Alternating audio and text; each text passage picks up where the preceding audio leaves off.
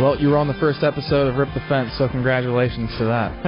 I appreciate it, guys. Thank Episode you, 1. Thank you guys for doing this. Works through turns 3 and 4 for the final time. He'll bring it off turn 4 and get the win. Here at the Clyde, Tyler Courtney wins. Yeah, no problem. Tweet it out.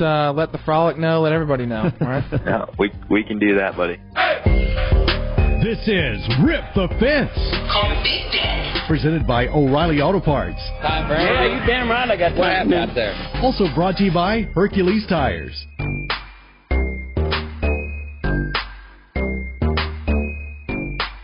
It's episode 104 of Rip the Fart. We come to you from the Concord studios of the Motor Racing Network Worldwide Headquarters. Chris Wilner is here. Dylan Welch is again skipping out on the Rip the Fence podcast this week. 2 weeks in a row now.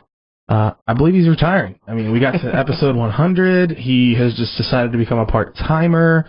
He goes racing instead of cares about, this work. And, if he was a better race car driver, I'd give him a little, little more clout to do whatever he wants and go, Hey, he's at Indy 500 prep. You gotta... This one may trump us a little bit. I tried as best as I could to make fun of him, but he is in Indianapolis working for the mothership of NBC Sports, covering practice and qualifying for the Indy 500, which is happening, I guess, next week. Is that right? 23rd, yeah.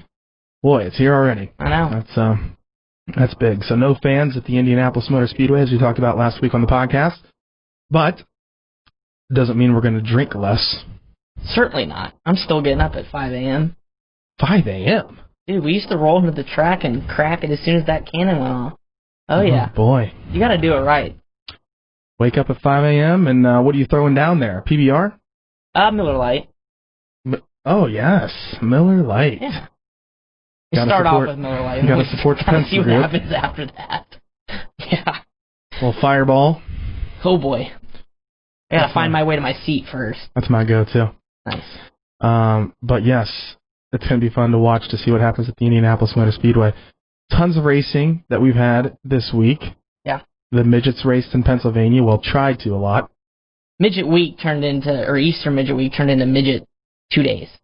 Mother Nature wreaked havoc over the, Pennsylvania landscape throughout Eastern Midget Week, where Dylan Welch was on hand, and the first night, not so good in his heat race. I didn't watch it. I didn't want to watch it, and I didn't even ask how it went, just because I got lots of text messages, including from his girlfriend, that one just said, "Oof." I didn't even go back and look. All you need to know, probably. I didn't even go back and look. I believe he might have been running up front and spun out. Then, the next night, which was the last night, right? Yeah. They went from the second night because opening night, Grandview got rained out. Yeah. So they went second night and then the last night. And the last night was at Lanco. Yeah. So they got Kutztown in and Lanco. Yeah. Right? That's it? 2 great racetracks, by the way. Oh, yeah. Lanco was a handful for most everyone. Dylan actually was very, very fast in the feature. He qualified 4th quick at Lanco. He was a top 5 car throughout the feature, and then made a few mistakes, got mad at a few people. I believe he might have flipped the middle bird. Oh, yeah. To someone. At least someone tweeted us. They said that it was for Tanner Thorson. However, when I texted Dylan, he promptly went to the Rip the Fence Twitter account and replied, "Not Tanner," who he was flipping off. But did he confirm who it was for? He did, but I'm not sure if I want to confirm it. That's fine. Apparently this person tried to crash him, and he didn't like it. I wouldn't like it. So in the next corner, he was going to, a little rub, give it a little rub. Yeah. And he might have messed up and overdrove the corner and ended up in the back of Tanner. But, I think he still finished 11th. He must have passed a few cars there on the restart. They did, but it was also just battle of attrition, man. That track was rough. Yeah. It was up on the fence, too. Giddy up. It was. So, decent week. But we can jump right into our hat shakes. Presented by O'Reilly Auto Parts. All the racing. Let's just go through what all we've had throughout the week. We just mentioned PA Midget Week. They've raced twice. Tyler Courtney won both of them. Yeah. He will be on the show today, coming up here shortly. He is live from Knoxville Raceway, where he's getting ready to run what should be the Knoxville Nationals, but is not the Knoxville Nationals. Is it called the Capitani Classic? Or what? That'll be the culminating event. Knoxville with an asterisk. Still pays a whole lot. Yeah. It's not as much as past years. But, yep, Sunshine is there. He won both races in PA Midget Week. Which was really good for him, because his month of June and July in that midget, I think his best finish was like 21st. Yeah, they were struggling a bit, but they've gotten better. Yeah. They lost the Rizzy touch, but they've been, coming back in the midget program, and he is back to contending his national midget title that he won a year ago. He is, he's going to talk to us about that and a whole bunch more, the Pacers, a bunch of stuff. Dylan, flipping people off. It's going to be funny. And then we're trying to get Shane Cottle now. Old man Cottle can't figure out Skype or something. I haven't heard from him in a while. I texted him this morning telling him... We did get a text confirmation and then radio silence. Yes, we did, and I sent him our Skype, sign-in, whatever it's called, Skype username, to call us. And he might be calling right now. I don't know, because it's just us and Donald Culver producing, and that's it. So we don't have anyone in the audio room to know if there's, a Skype call coming in. So we're just going to keep doing this open until we figure out if Cottle's actually going to call in. But we do have Tyler Courtney in the can, and you will hear that in a second. Yeah. But Shane Cottle won at Selinsgrove. It was USAC's first trip to Selinsgrove with the Silver Crown Series cars. Yep. And only their USAC's second trip there ever. It's a great racetrack. It's an interesting racetrack.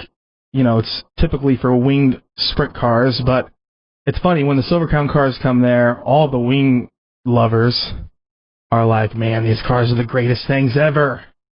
And I'm like, they've been doing it for a long time. What do you think we've been telling you about Champ cars? They're cool. Yeah. They're real cool. And that was a badass race. Cottle had problems in qualifying and qualified last. Then started at the back. Came to the front, got to the lead, pitted. Yeah. To change his right rear, started 24th again, back to the front, won the race. It apparently started laying rubber. His experience showed by going to get a right rear and smoked everyone either on the top or the bottom. I mean, he was all over the place, good. And we're going to try to get some words from him today to describe that and, some of his experiences and get to know him a little bit more about what his career has been like and when he started racing, stuff like that. Who else won?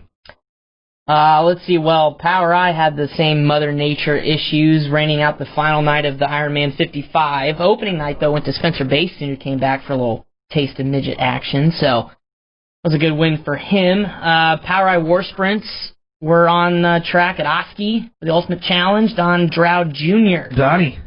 4K to win for the War Sprints. That's more than a midget race. Yeah, I was going to say, that was actually more than a midget race.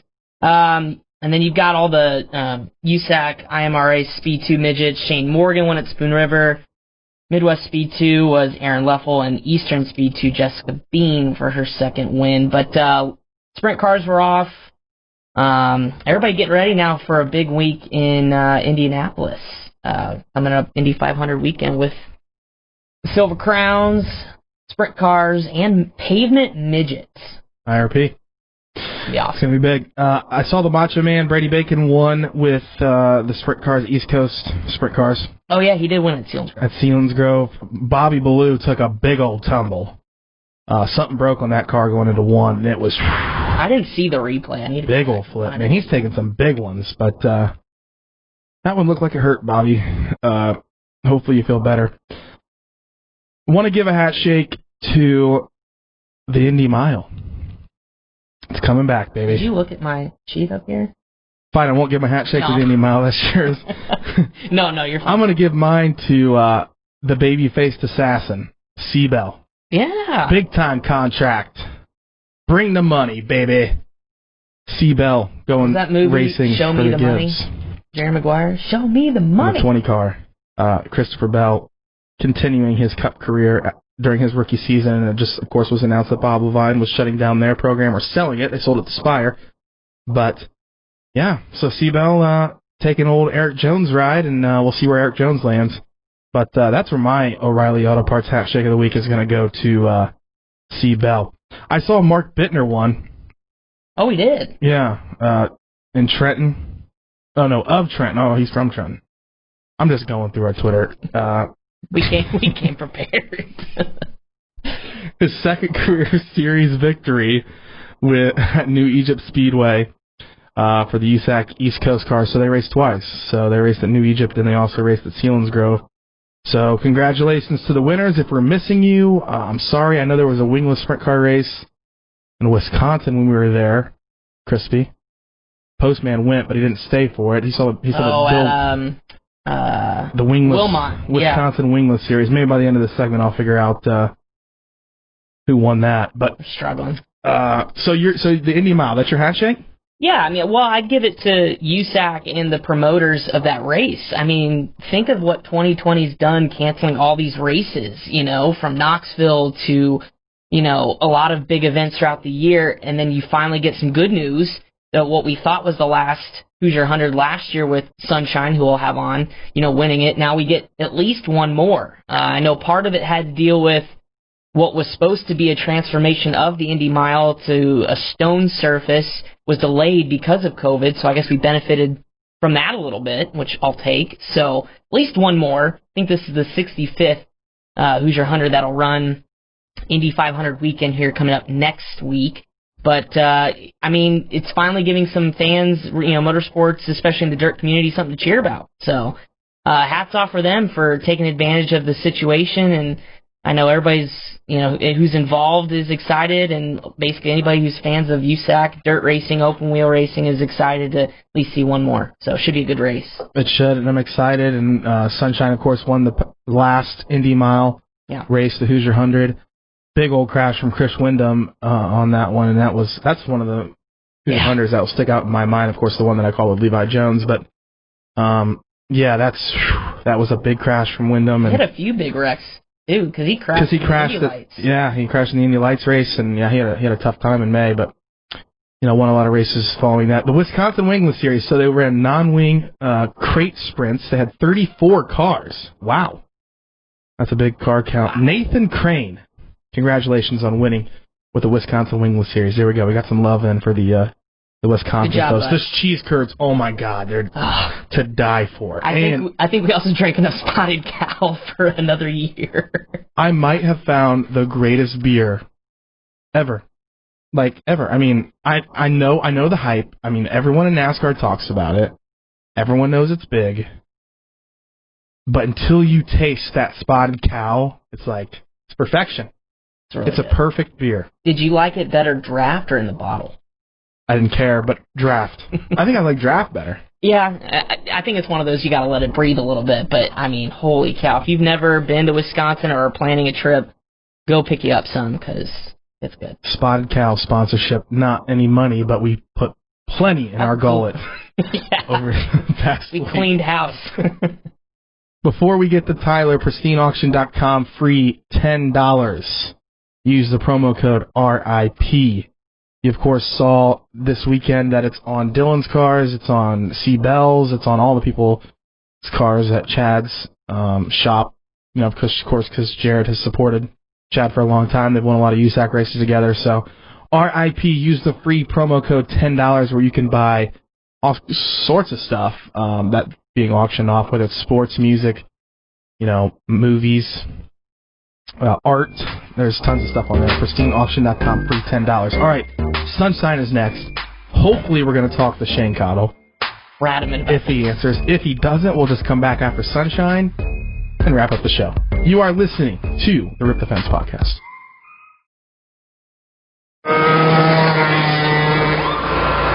Sir, are you aware you were going 40 miles an hour? This is a residential area. Sure, but I'm on my lawnmower? Wait, am I getting a ticket?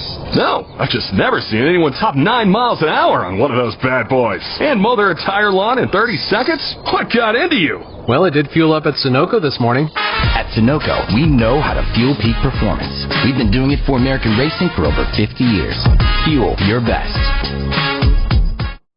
citywide to countryside. Whatever you drive, wherever you go, Hercules Tires has the value, selection, and industry-leading warranty to get you there, no matter where the road takes you. Go to HerculesTire.com. There you can find the nearest authorized Hercules retail location to you. Plus, you can use the Tire Tracker to find out which Hercules tire fits your vehicle the best. That's HerculesTire.com. Hercules Tires. Ride on our strength. Here we go. Okay. Welcome back to episode 104. And look who's joined us in studio, Tyler Courtney. Well, he's on the big screen. He's on Skype, but big screen. Look at that. How's technology for you, Sunshine? You're right here with us. Yeah, it's great, isn't it? It's great when it works. Let's put it that way. Yeah, we've been struggling here a bit, but we finally got you. We're going. It was a big week for you, getting to go to Eastern Midget Week and kick their ass a couple nights. The final night, it looked to me like at the beginning of the feature you were really struggling, but towards the end you were by far the best car. I mean, talk us through that race and the 2 wins that you had with Tim and the boys this weekend. Big week for you. Yeah. So obviously, Kutztown was really good. I didn't do anything to screw that one up, so that was good. And then I tried for the first 10 laps to screw up Blanco, struggling there a little bit, but we had a really good car, both nights. Really the last 6 or handful races we've been running with the midgets, we've been really good. So just, felt good to go out there, and obviously it sucked we didn't get to run all 5 nights, but to come out of there with 2 wins and, kind of close up on the points gap a little bit was, a good week for us.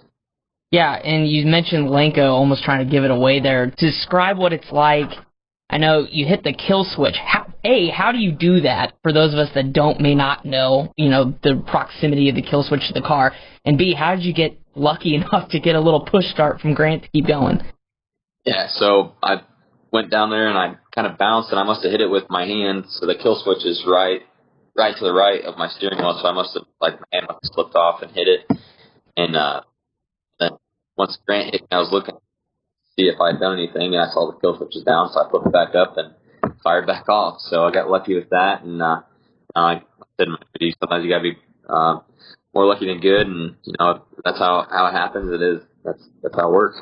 And you mentioned the rough raceway, especially at Lenko. I mean, how ballsy is qualifying there? We saw everybody just up on the fence. I think Dylan told me, he actually was a little bit scared, especially going up in there, especially off of force. What was it like for you?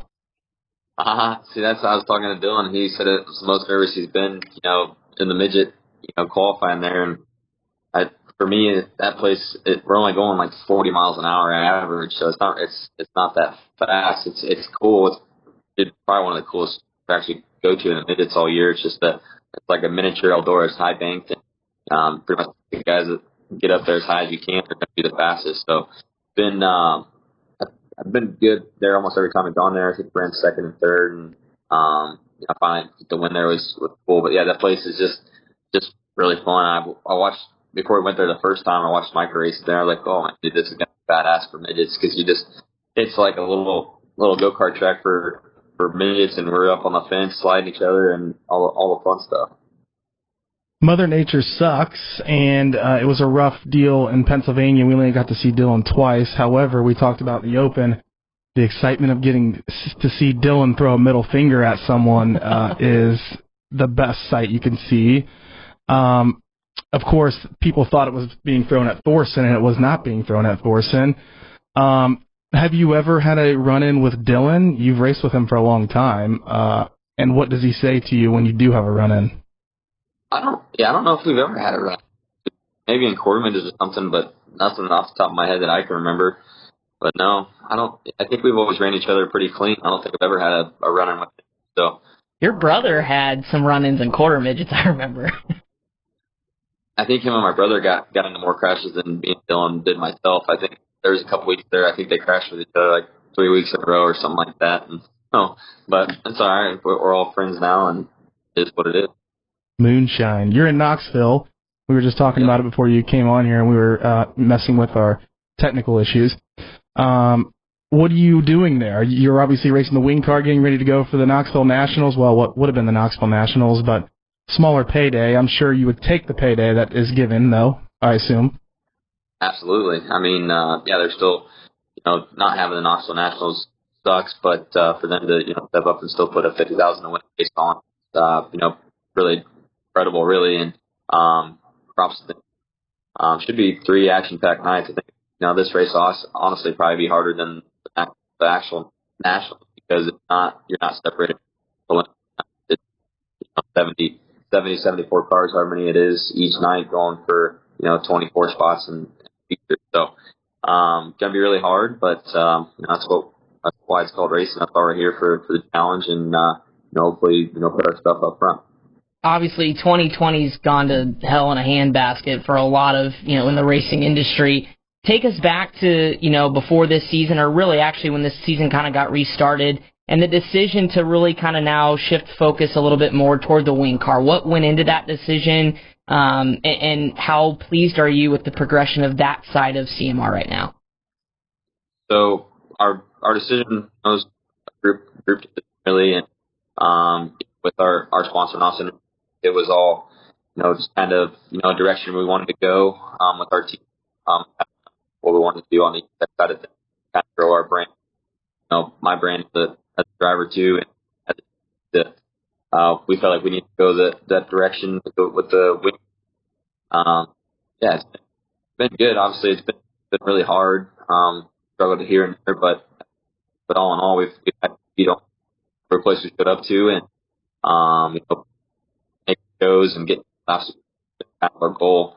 Going into the season, our goal wasn't to straight in, go run with the World of Outlaws right away, and had more of a local schedule picked out, and then obviously everything COVID-19 shifted things, so we kind of had to jump right in the deep end and go run with the Outlaws, and honestly, it probably turned out to be probably one of the best things that we've gotten to do to kind of see where we stand and see what we need to work on and what we need to do better, and this year's been a learning year, so it's going to be a learning year to hopefully proceed to going full time. How many times have you been to Knoxville this year to get ready for this week? Man, so we've been 1, 2, 3, 4. I think we raced 4 times there with the wing car. Here once with the car, so almost like a Knoxville regular. It's been fun. The town of Knoxville is quite quiet. Just a homey little place, and obviously they got the dingus there too, so that doesn't. I saw the dingus sign got taken down or storm hit it or something. That's pretty disappointing. I mean, that's a national treasure, right? Yeah, AJ was pretty bummed about it, but he said it'll get her fixed up. And that's a piece of history right there. Hey, there's also some pretty big news this week with the return of the Hoosier 100. I know that's a race, near and dear to your heart. I'm not sure yet in terms of your plans to run it. I'm sure you'd like to defend your title.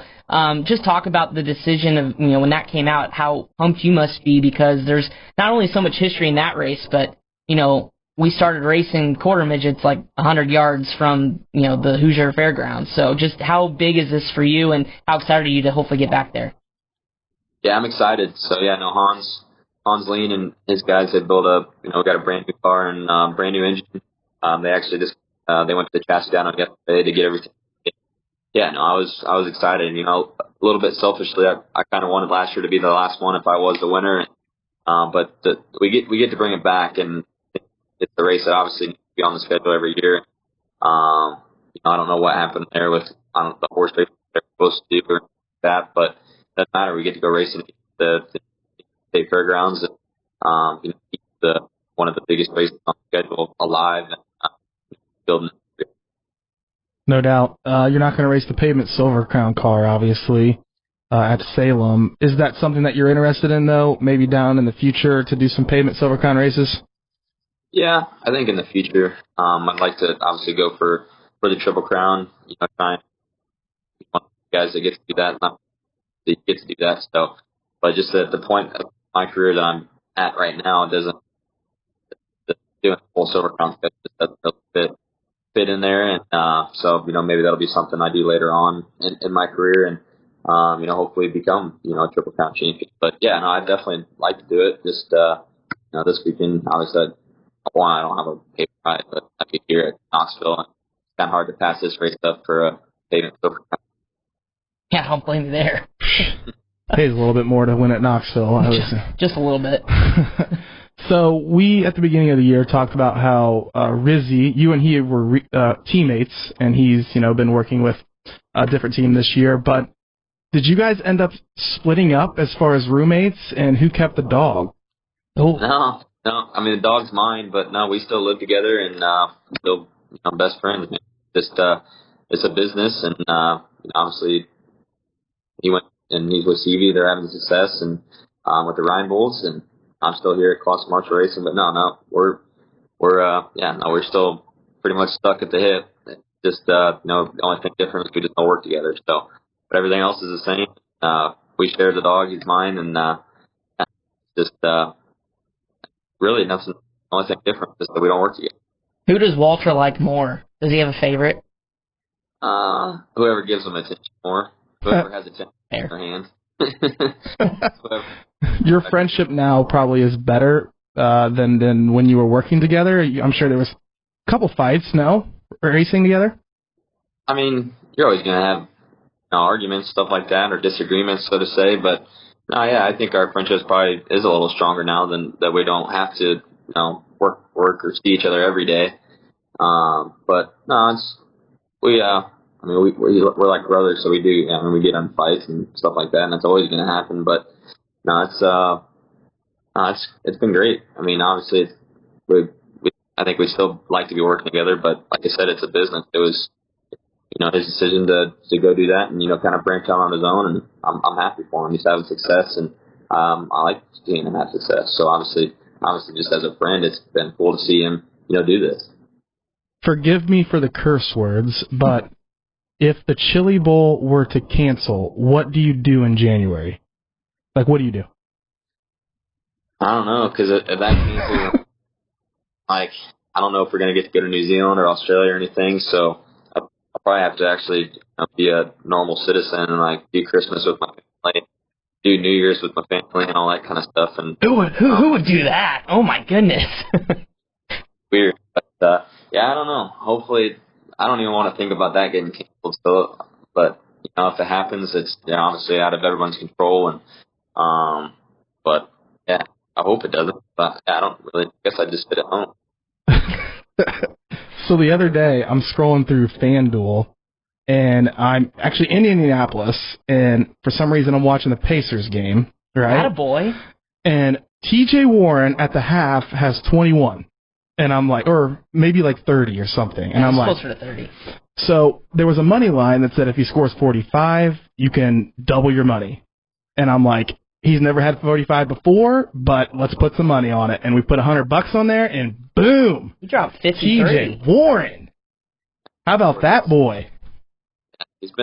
Pacers have been playing really well. I think, they're awesome. T.J. Warren stepped up huge, so it's been cool to watch them. And it's still obviously a little different how they're doing everything down there, but I'm glad that we do have some kind of sports back, and especially when it come back and the Pacers play well, that's even better. Do you have any interest in being one of the virtual fans that's in the background? No? You want to go crazy? I saw somebody, it was a baseball game or something, they made a weekend at Bernie, the guy, they had him sitting back there, and I thought that was hilarious, because that's in the movie, they just bring him around, but now he's at a baseball game. That's awesome. Well, Sunshine, thanks for coming on the show. Congratulations on the wins. Can you just let these guys, win sometime? I mean, you're not, you got to let other people win sometimes. No, you don't. Dylan was close to last night, but he stepped on it. Yeah, well, only one guy gets a check. That's right. Not a very big check. We were just talking about it the other night. No. That's why. But hey, it is good talking to you. Good seeing you. Congrats on all the success. And, we'll hopefully get back to normal here soon. But best of luck in Knoxville. That's an awesome place. I still haven't been. Can you believe that? I know. Well, you're missing. Oh, I know. You got to pop your cherry. Yep, it'll happen. Maybe the night I finally come, then you'll win the Nats. How about that? I'll go to the Nats next year and you'll win it. That's good to me. All right, guys. Thanks. All right, see you, Sunshine. Thanks for coming on. and colored bars. Tyler Courtney, everyone, here on Rip the Fence podcast. Big week for him. He won twice in the midgets. He's getting ready to go to the most important year for sprint car racing, or the most important week for sprint car racing. Mm-hmm. A little bit of an addendum to that schedule, but still a big week. Still a big race. And like you said, he's been to Knoxville, 5 times this year, 1 in the wing car, or non-wing car, and then 4 in the wing car, and he's slowly becoming a Brian Brown or a Kerry Madsen or a Terry McCarl or someone who's would call himself a Knoxville local by racing so many times there. But, that's kind of what you got to do at that place. You have to kind of assimilate yourself into the Knoxville lifestyle. That place. It's kind of like the Indianapolis Motor Speedway at the Indy 500. Like, how many times does a guy just show up and win? Sure, we've got rookie winners, but a lot of the times it takes that. You got to be a part of the track. You got to be a part of the festivities. You've got to be there with the experience. So it's good to see him. Brandon, you talked about branching out in the wing sprint cars. Like wing racing or not, and I know we're a non-wing show, but it's pretty cool to see the versatility of the guys that do have that, sense of running both cars and doing really well in both. Mm-hmm. He and Brady Bacon are good wing sprint car drivers, and you see others as well. Gio Selzy gets in a midget every once in a while, good wing car driver. I think the midget drivers are fantastic. Some of the wing guys are fantastic midget car drivers, and you'll see at least 6 to 7 what you would consider full-time wing drivers in the Chili Bowl A-Main. Gravel and Reitzel and, Selzy, and those guys for some reason are just good at midget racing. But when it comes to non-wing sprint car racing, it's a little bit tougher to, move from non-wing sprint car racing to wing sprint car racing. But Sunshine's done a good job this year. He's learning and getting better. And Brady, of course, had the wing experience before coming non-wing racing. So it's good to talk to him. All right. Fountain of Youth, Shane Cottle has now won 2 USAC features this year. He won a race during Indiana Sprint Week. No, right before. Right before he won at Gas City. Yeah, well, he won at Gas City last year, but he won at Putnamville with Hodges. This year before Indiana Sprint Week started. So, but then a big time win over the weekend in the Silver Crown Series, and it's a story to be told, and we're going to tell the story with him and hopefully have some answers. But back to front, new tire, new right rear, driving all the way through the field, and it was just an impressive drive for Shane Cottle in the Silver Crown Series at Selinsgrove. Yeah, it certainly was, and I think you heard in the emotion in his Victory Lane interview how much that one meant to him and the team, despite all the ups and downs and the adversity they went through. So really cool to see Shane get back into Victory Lane and certainly end that long streak. Was it almost 13 years since his last Silver Crown win? I mean, my goodness, if you're going to get one done, you're going to get it done, on a big night like that, but on a track like Selinsgrove, so pretty cool. Let's talk to him. He is next on episode 104 of Rip the Fence.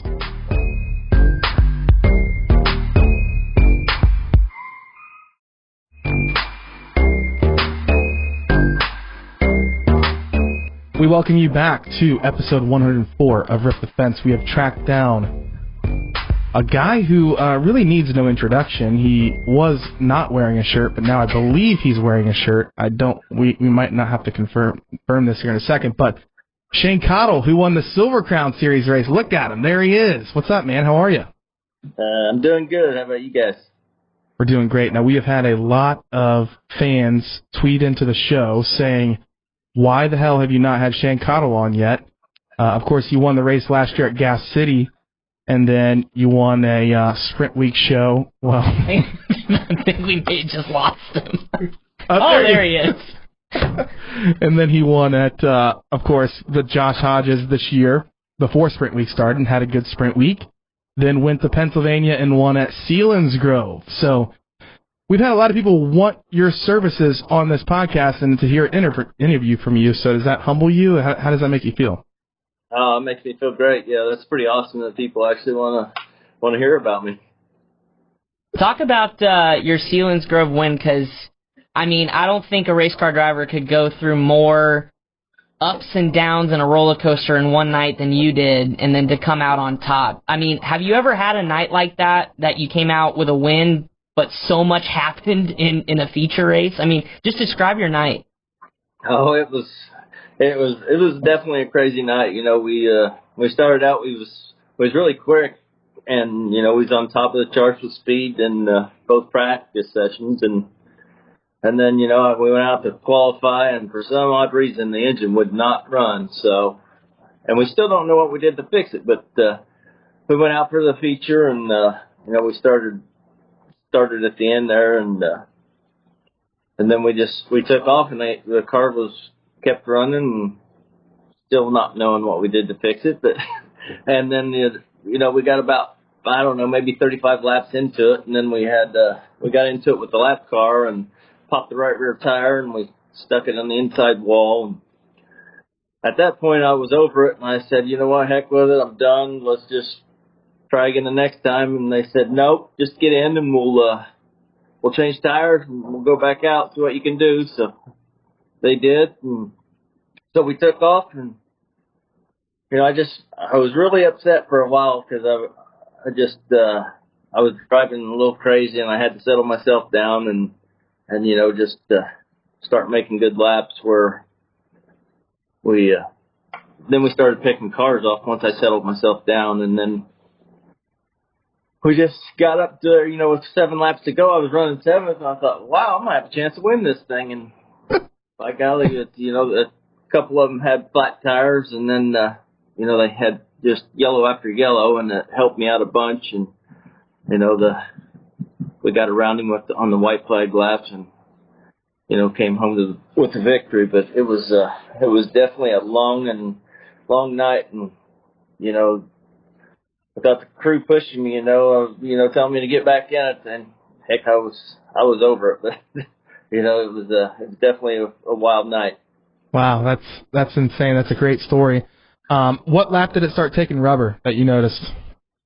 Probably about lap 50, maybe somewhere around there. I think that it really started taking rubber good off of turn 4, but other than that, it was still a little slick in other areas.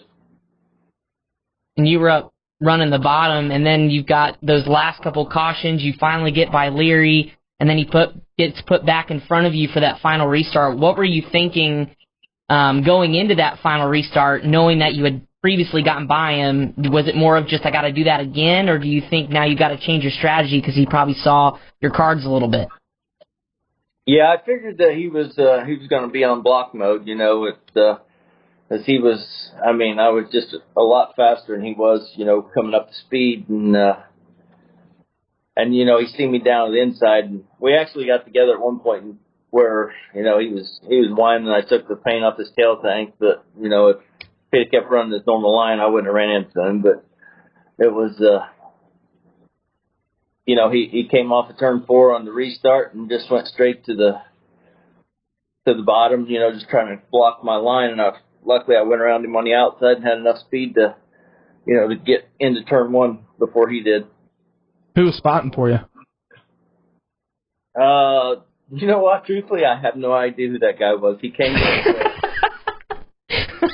with Malcolm because Curtis, he was the other car owner with us, and he couldn't even he couldn't go because he wasn't feeling very good. But yeah, I truthfully don't even know the guy's name, to tell you the truth. Hey man, whoever you are, good job. We gotta win. How long has it been since you won a Silver Crown race? I guess it's been like 12 years, 11 months, and some odd days. You weren't counting. A long time. You weren't counting how many years it was. Right. Did you ever think you'd get another one after you go through that many over a decade? You know what? I knew we actually we should have won, you know, a few of them where I've had a brain fade and did something stupid, or, you know, something mechanical issues, but I knew the car is really fast everywhere we go, and you know, if we just get everything to work right, it would be, you know, I knew that it was going to come sooner or later. I saw that you're not on the pavement entry list, so you're not going for the full title, right? Well, I actually am going to run pavement, but it all came together here, you know, but about 2 or 3 weeks ago, and I told Hodges that I already had, you know, we were going to run the 15th somewhere, which is Hopstop, but I told Malcolm, I said, I can't run Salem, but I said we can do every other one. So we're going to do some pavement stuff too, I guess. That's great. Are you going to finish out the year with the Hodges? Have you liked that experience working with Josh? I personally think he's a great race car driver, but you really made that thing go and have helped that thing. Oh yeah, he's a great race car driver, and it's him and Jack they're just good people to work with, and they build a great race car, and it's just every time you get into you've got a chance of winning, so it's and they expect you to win, so it's the pressure's on, and just go out there and do the best we can, and hopefully we can click off some more this year for them. On a little bit of a roll now, coming off of Selinsgrove, you've also had sprint car win at Gas City. What does this do for you moving forward with such an unknown that COVID's brought, but now you've got a little bit of momentum on your side? What does this do for you as a driver going into each event now, moving forward? Oh, it's pretty awesome. I mean, I don't know what I've been doing any different, but I feel like my confidence is way up a lot more than it has been. But there for a while we just kept picking at it, trying to figure out what we needed for the car, and they everything that I said to them they would fix, and it's just when you go to a racetrack and you feel like that you got a chance to win, it's great. Where can we see you next? You just talked about how you're not going to be at Salem and you're potentially going to run a Hopstop. Where are you at next? You're going to run the SmackDown, I assume, all the nights? Oh, yeah. Well, I'm not sure if I'm going to be able to run Wednesday night. I don't know if they're going to be able to get in time for that, because so we might just run Thursday, Friday, and Saturday instead of the Wednesday race. All right, Shane. Well, thanks for coming on the show, man. Sorry I messed up the Eastern Central Time Zone thing, and I'm glad your wife could help you figure out the Skype to get this ready to go. Yeah, this technology stuff's a little crazy for me. It really is. You just drive race cars. That's all you do. You take them to the front. That's all I need to do.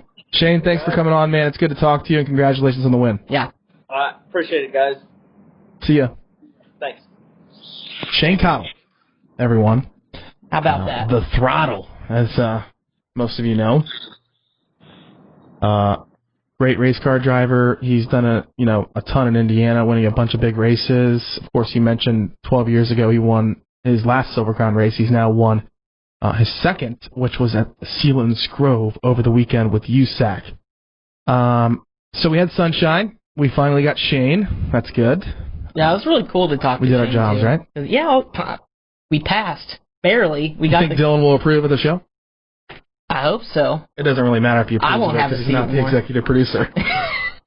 Doesn't have sign-off authority on that one. Well, he is the executive producer. No. He makes all the decisions. Yeah. But yeah. No, but I thought it was really cool. I think, a lot of people forget how good Shane Cottle is just because you see so much new talent, young talent, and you kind of focus away a little bit. But, when he's on. And I think you saw it at Selinsgrove. I mean, heck, even said, but after they changed that right rear, he was like, I don't even want to race. And he was kind of mad. And then it's like, but that light bulb goes off, and if you still got it, you still got it. So I hope, that they kind of ride this a little bit in the season. And I really hope that, I don't know, I didn't look at the entry list. I hope that they enter the Hoosier 100 too. I know that's, a big deal for him. So he probably will. I assume he's going to run most of the dirt races with those guys. And he said Salem's the only races they're not going to run, which is surprising to me because you just make Salem and you might get a good points day if you, or good points a year if you can run all the pavement stuff, depending on how good their pavement stuff is. But I assume he's going to run all the dirt races and be at the Hoosier 100. And if you give them a dry, slick racetrack with, the old 74, Shane can get around the bottom. Yeah. Well, that was the other thing I kind of wanted to ask him is, like, how do you learn that? He's one of those guys that masters the bottom. And I think in today's day, and it's kind of like the NBA. Kids these days, all they want to do is shoot threes and whatever. But sometimes you got to go back to the basics. I want to know where that talent of rolling the bottom and kind of getting up off there is good, because certainly in my career I wasn't good at it. So I think at 100 we had Jack Hewitt, and he said, you don't just go to the bottom for no reason. You only go to the bottom when you're scared. That's what he said. I'm like, or no, he said he didn't say the bottom. He said the basement. He said, you don't just go to the basement for no reason, only when you're scared. And he said, I've been to the basement a lot. sometimes on a racer. But, yeah, Cottle was great. Thanks to Sunshine for coming on the show as well. We mentioned the Indy Mile. When is that race happening? That'll be the 22nd, or was that Friday? No, I'm sorry. They're going to run that the 23rd, Sunday, same as the Indy 500. Because you've got Carb Night Classic and then the night before the 500 leading into that weekend. So it's going to be a busy weekend. Busy weekend of racing. And then we start to close in on the Kokomo Sprint Car Smackdown, which is one of the greatest non-wing races all year. Well, in my opinion, the greatest non-wing sprint car race all year at Kokomo. And hopefully Dylan will be back next week. We don't know. He might have quit. We really do not know. Send a welfare check. He obviously has bigger fish to fry, which is a bigger network that actually pays him instead of this podcast, which doesn't pay him. I mean, apples to oranges. And Chris is not getting paid either, and neither am I. And neither is Donald, who's in here on his off time working for us. So thanks to everyone who's made the show possible. It's been fun so far. We're through 104 episodes now. RipTheFence.com. You can also follow us on Twitter at RipTheFence. Find us on Facebook by searching for it. Wilner, what's your Twitter account? I don't even know. At Chris Wilner 26. Mine is _Tyler Burnett. Thank you for joining us this week. We'll talk to you next week on Rip the Fence.